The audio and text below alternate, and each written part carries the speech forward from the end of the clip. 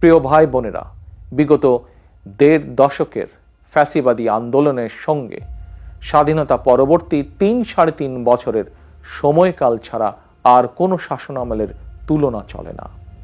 সুতরাং আমি সবাইকে বিনীতভাবে আহ্বান জানাবো, হিটলারের নাৎসিবাদ সম্পর্কে যেমন কেউ গৌরব করে না, পলাতক ফ্যাসিস্ট এর শাসনকাল নিয়েও গৌরব করার কিছুই নেই।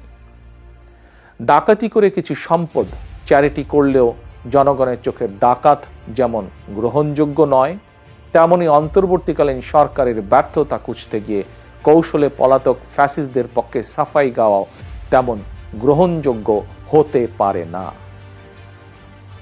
যারা কৌশলে ফ্যাসিবাদী শাসনের সঙ্গে বর্তমান অন্তর্বর্তীকালীন সরকারের তুলনা করতে চান, তাদেরকে স্মরণ করিয়ে দিয়ে বলতে চাই, ৫ই আগস্ট বাংলাদেশে যা ঘটেছে এটি শুধু বাংলাদেশ নয়, বিশ্বের ইতিহাসেও মনে হয় নজিরবিহীন।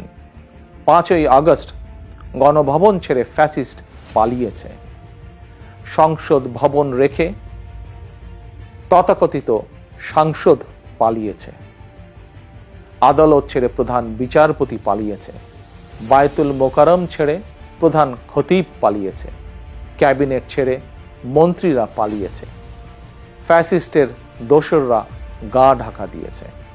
তবে উদ্বেগের বিষয় হচ্ছে, পলাতক এই ফ্যাসিস্টের চক্রের মনে এখনো কোনো অনুতাপ অনুশোচনা নেই।